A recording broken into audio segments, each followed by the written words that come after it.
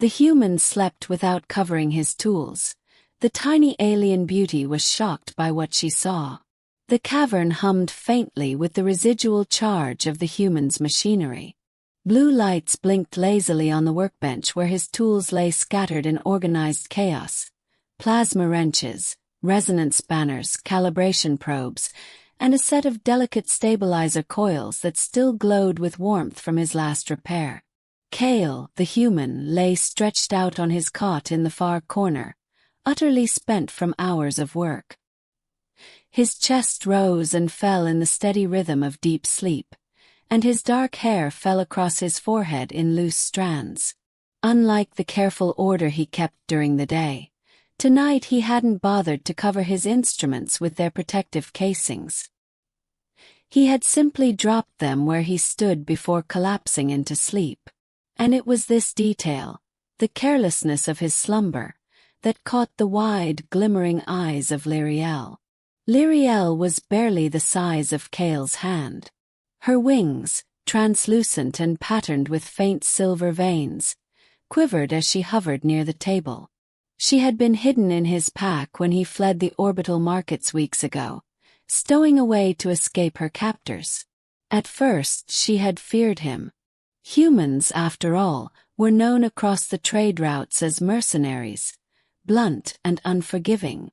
But Kael had surprised her. He had spoken gently, shared his food, and made no demands of her. Still, she had never seen his tools left unguarded. Lyrielle fluttered closer, curiosity pulling her like a magnet. Her people, the Lyrici, were artisans of precision, builders of miniature engines and crystalline cores. To her, every human device was like a clumsy sculpture, massive and inefficient. Yet Kael's tools were different. They bore the marks of personal craftsmanship, as though he had modified each piece to suit his unique hands. She landed lightly on the bench beside a plasma wrench nearly as long as her entire body. The faint warmth tickled her skin, and she recoiled, wings flicking. Her head tilted as she examined it. Why would he leave such dangerous things exposed? Does he not fear accidents? The longer she studied, the more scandalized she became. Here was a stabilizer coil humming faintly, as if whispering secrets. There lay a fusion probe still smeared with conductive gel. And worst of all, a quantum calibrator sat naked on the edge of the bench, its casing undone, tiny wires sticking out like raw nerves. Lyrielle pressed a tiny hand to her lips. "Reckless human," she whispered, though Kael could not hear. "You sleep while your weapons breathe in the open." Her voice quavered with both shock and wonder. For all his clumsy size, Kael treated these machines as though they were an extension of himself. She knew enough to recognize that such carelessness was not laziness. It was trust. He believed no harm would come because he had built his world strong enough to hold. And yet, as she stood there trembling at the edge of his creations, something stirred within her. Lyrielle had been raised to believe humans were crude. But looking at the tools he had forged, modified, and left unshielded in his exhaustion, she realized something startling. Kael worked not for profit, not for war, but for survival, and for her. Every adjustment, every late-night repair, had been to keep their ship moving, to keep them both safe. Her wings folded tight against her back. She walked to the nearest stabilizer coil and rested her hand against its warm surface. It was bigger than her, humming with energy she could not fully control. "Your hands do not know rest," she whispered, glancing at Kael's sleeping form. "And yet you left them uncovered, as though inviting me to see your soul." She stood there for long minutes, caught between awe and unease. Kael stirred in his sleep. A low groan escaped him as he shifted, one arm draping across his chest. Lyrielle darted to the edge of the bench, wings unfurling in alarm.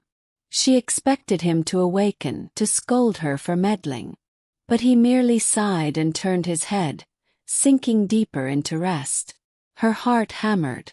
She could flee back to her makeshift nest inside the supply crate. But something anchored her there. Slowly, cautiously, she lifted the unfinished casing of the quantum calibrator. It was heavy, far too heavy for her slender frame. Still, she strained, inch by inch, until she had fitted back over the exposed wires. With delicate precision, she sealed the latch with a tiny twist of her glowing fingertips, channeling a trace of her people's bioluminescent energy. The wires sparked faintly, then quieted. A sense of triumph surged within her.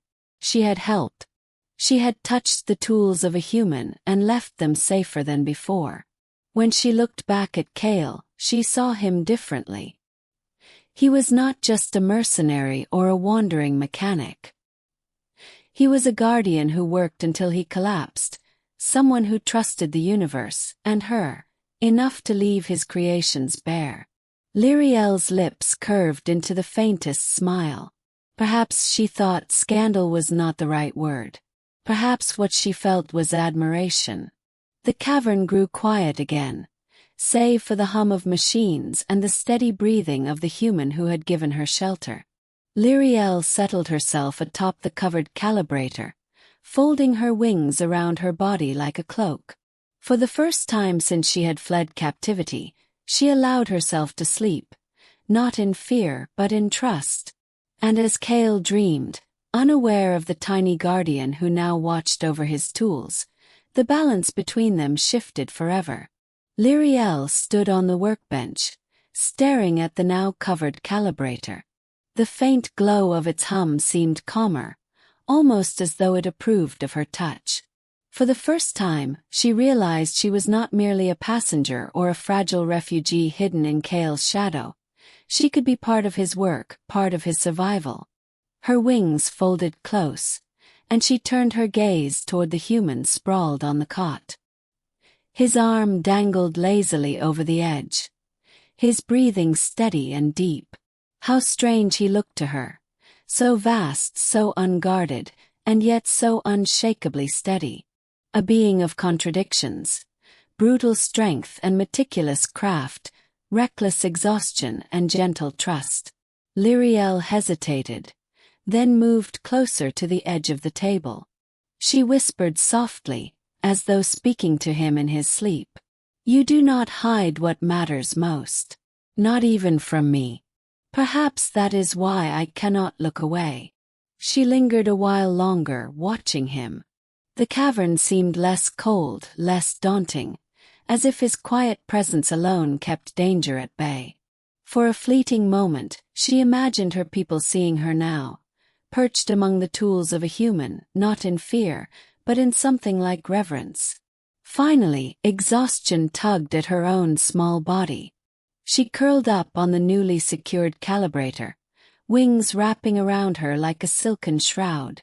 The hum of his machines became her lullaby. And so, the tiny alien beauty fell asleep beside the uncovered tools, now covered by her own hand, while the human rested across the room. Neither knew it yet, but trust had been planted between them, delicate as a seed. And in the dark silence of the cavern, it began to grow,